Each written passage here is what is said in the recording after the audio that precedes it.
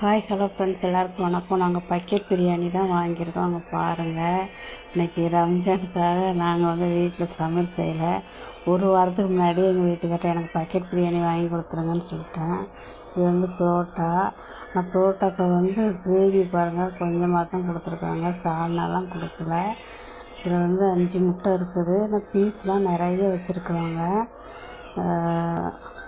அப்புறம் இது கத்திரிக்காய் தொக்கா என்னது சொல்லுவாங்க, ரைத்தா, அது கொடுத்துருக்காங்க.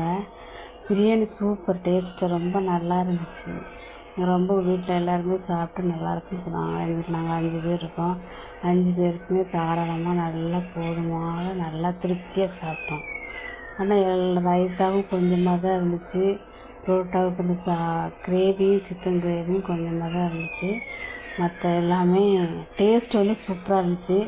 அமௌண்ட் எவ்வளோன்னு நாங்கள் வீட்டுக்கார்ட்ட கேட்கவும் இல்லை. கேட்டாலும் ஒழுங்காக சொல்ல மாட்டாங்க, போய் தான் சொல்லுவாங்க. பாருங்கள், பீஸு நிறைய வச்சுருந்தாங்க. உள்ளெல்லாம் பீஸ் எதுவுமே இல்லை, மேலே தான் எல்லா பீஸும் வச்சுருந்தாங்க. முட்டையும் வச்சுருந்தாங்க. இவ்வளோ பீஸ் இருந்துச்சு, நிறைய பீஸ் இருந்துச்சு. டேஸ்ட்டும் சூப்பராக இருந்துச்சு.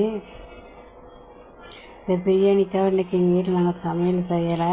இந்த பிரியாணிக்கு நான் ஒரு வாரத்துக்கு முன்னாடியே எங்கள் வீட்டுக்கார்ட்ட சொல்லியாச்சு. பாருங்கள், என்ன பேர் தெரியலை என்னென்னு. நாங்கள் சாப்பிட்ற அவசரம் தான், பேர் பார்க்கல. இதுக்கு முன்னாடி ஒரு டைம் நாங்கள் பிரியாணி வாங்கியிருந்தோம். ஆனால் அதை விட இது சூப்பராக இருந்துச்சு. நல்ல அன்றைக்கி அவ்வளோவா டேஸ்ட்டு ரொம்ப எண்ணெயாக இருந்துச்சு.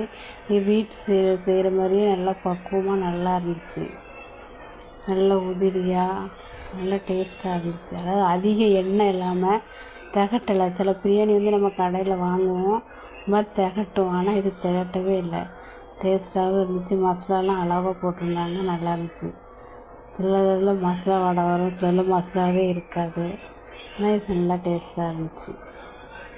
புரோட்டாவுக்கு தான் சால்னா, அந்த கிரேவி தொக்கு மாதிரி ஆயிடுச்சு. புரோட்டானா நிறைய சால்னா ஊற்றி சாப்பிட்டா தான் நல்லாயிருக்கும். அப்புறம் இந்த புரோட்டா நாங்கள் அடிஷ்னலாக தனியாக தான் வாங்கியிருந்தோம். இதுவே 1000 ரூபாய்க்கு மேலே தான் இருக்கும். நான் எங்கள் வீட்டுக்காரர் நான் கேட்கவும் இல்லை, கேட்டால் உண்மை வராது. இந்த ஆம்பளைங்களுக்கு எப்பவுமே பொண்டாட்டிக்கிட்ட உண்மையை பேச தெரியாது போல், சொல்லி தான் கொடுக்கணும் போல். பாருங்கள், இதில் ஒரு 4 பீஸ் தான் இருந்துச்சு. பிள்ளைங்க 2 பேரும் சாப்பிட்டாங்க. அப்புறம் எங்கள் அக்காவுக்கு டிஃபன் பாக்ஸ் எடுத்து வச்சு நான் கொண்டு போனேன்.